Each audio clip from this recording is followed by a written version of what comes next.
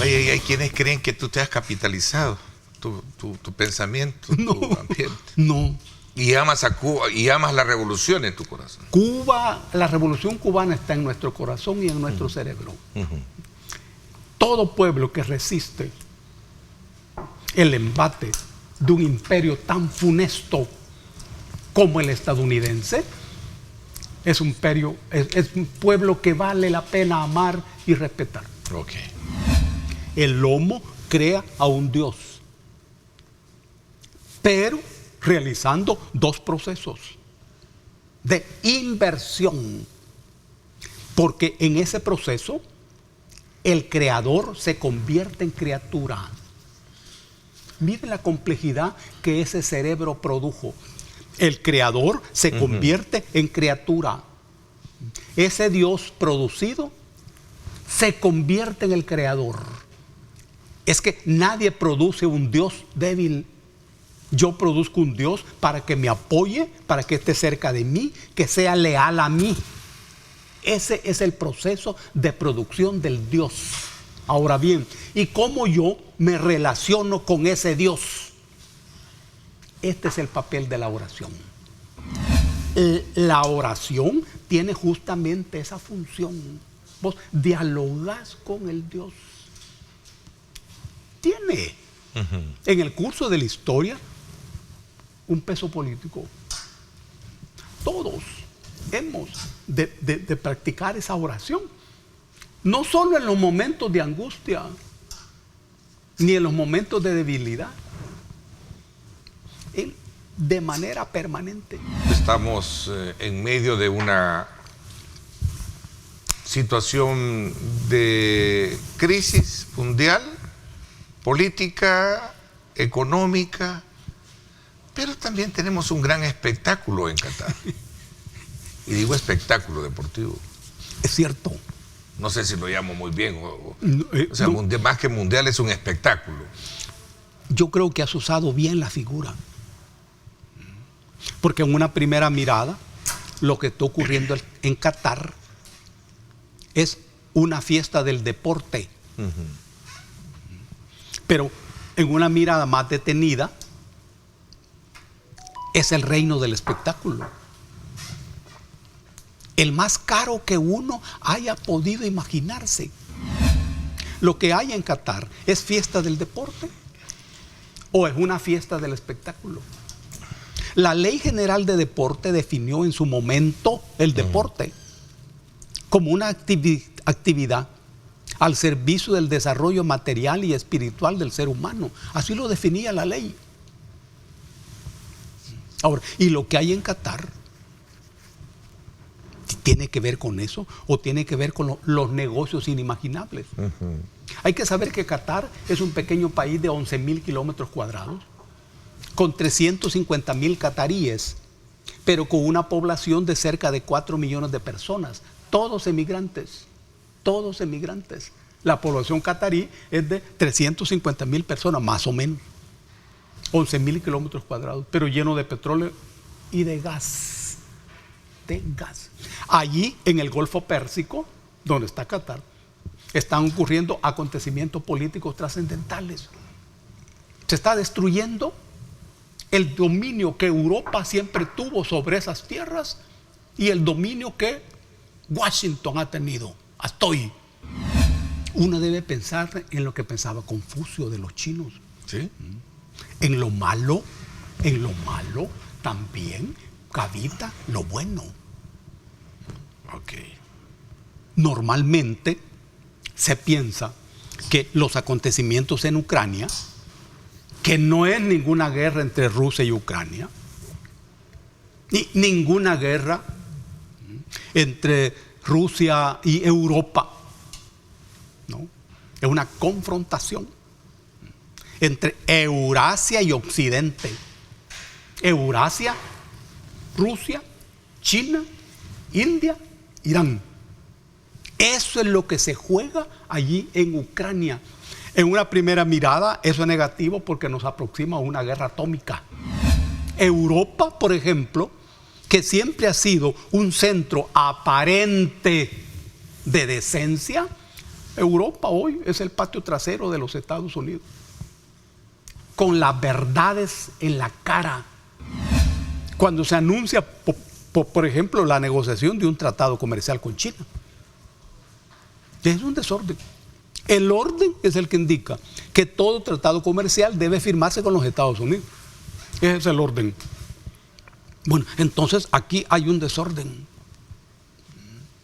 China anuncia la firma de un tratado comercial, el inicio de la negociación de ese tratado comercial. Es desorden. El orden se sustituye apoyándose en el desorden. La misma palabra quiere decir fuera del orden. Veamos. El orden dice que los partidos políticos son el único instrumento para el ejercicio de la representación del pueblo dentro del gobierno. Así dice el orden. Bueno, pero en este momento no hay partidos políticos. ¿Y qué les pasó? El pueblo les voló la cabeza. A meses de entrar a una elección presidencial, ¿será que van a haber candidatos presidenciales? Tercer elemento de desorden. Normalmente en una campaña electoral juegan los candidatos. Una candidatura es una construcción ideológica. La candidatura es una especie de coraza de acero que sirve para ocultar a la persona real. El ser humano que vota, vota por un candidato, pero no vota por la persona real. Quien asume el cargo no es el candidato, es la persona. Y esa persona no se ha comprometido con nadie. El que se ha comprometido es el candidato. Es un mecanismo fino, perverso, muy perverso. Bueno, pero en este momento, como una expresión del desorden, ¿quiénes van a ser los candidatos? Nayib tiene la popularidad suficiente. La popularidad. Debe saber demostrar ante la gente que además de tener popularidad, es popular. Esas son dos figuras muy diferentes y muy importantes. La popularidad es una construcción ideológica. Yo tengo popularidad cuando salgo en la televisión, en los diarios, en la radio todos los días. Por ejemplo, los futbolistas. Pero ¿eso me hace popular? No. Yo soy popular cuando estoy comprometido con los intereses de la mayoría, de los pobres, de los humildes. Eso me hace popular. Es decir, que yo puedo tener popularidad sin ser popular. Y puedo ser popular sin tener popularidad. La clave del gobierno y de Nayib es que la gente sepa que además de tener popularidad expresada en las encuestas, es popular. La clave de la política, que no se te olvide, es el ser humano. Ese es el arte. ¿Por qué hay una guerra política en contra del gobierno? ¿Qué está haciendo el gobierno y qué expresa el gobierno para concitar la mayor resistencia vista hasta ahora de poderes locales y poderes internacionales? No es un gobierno revolucionario, no. No está haciendo transformaciones profundas del poder, que eso es una revolución, tampoco. ¿Y cuál es la razón? Hay que buscarla en la historia de nuestro país. ¿Qué es lo que está haciendo el gobierno actual? Eso. Trabajando para montar un capitalismo no oligárquico, sino burgués. Este proceso comprende, uno, recuperar el aparato del Estado, que hasta ahora el Estado ha sido instrumento del mercado dentro de la filosofía política del neoliberalismo. Dos, volver a ese aparato del Estado eficiente. Claro. Y en esto el gobierno choca con lo que se llama burocracia, que es un poder hasta cierto punto independiente de la clase dominante que controla el aparato del Estado. Y lo más ofensivo del poder oligárquico es haber sumido a nuestro país en el atraso científico y teórico que nosotros adolecemos. Eso es lo más ofensivo. Que roben del Estado, que se hagan ricos, está bien. Pero hay que sacar al país del hoyo científico. Ahora, si yo monto un capitalismo burgués, necesito ciencia y tecnología. Y crear una nueva clase burguesa. Jurídicamente, el régimen de excepción es una figura fea. Jurídicamente. Más de un autor considera que en el régimen de excepción es donde se define quién es el soberano. Una cosa fundamental del país es la agricultura. En el marco de la crisis del capitalismo planetario, cada país debe resolver su comida, el desarrollo de la agricultura y toda esa gente trabajando en el terreno de la agricultura. Esa es la segunda parte de esta guerra. Siempre las guerras tienen un rostro represivo y un rostro constructivo. Nosotros hicimos una guerra de 20 años. No nos derrotaron. ¿Y cuál fue la segunda parte? Las reformas a la Constitución. Lo que ocurre indica lo completo de la pelea. Se está poniendo toda la carne en el asador. Y los bloques y los grupos que en nuestro país se enfrentan al gobierno están gastando todos los recursos. Y yo creo que hacen bien.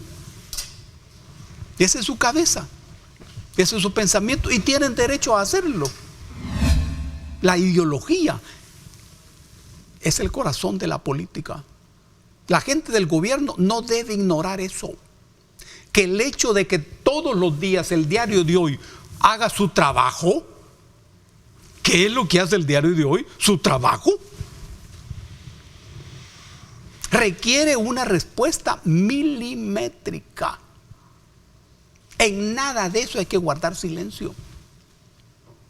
Hay que aprender de lo que ocurre en el plano del planeta. Ningún señalamiento queda sin respuesta. Ningún señalamiento. El régimen de excepción tiene una naturaleza política tal que es justamente la facultad del Estado para suspender las garantías, como dice textualmente la Constitución, para quitar derechos. Es una figura mediante el cual los estados se defienden, todos los estados. Y cada estado le da a eso un texto adecuado. Yo apruebo el régimen de excepción si tengo los votos necesarios para aprobarlo. Muy bien. La solución a eso entonces no es la invocación del texto, ¿no?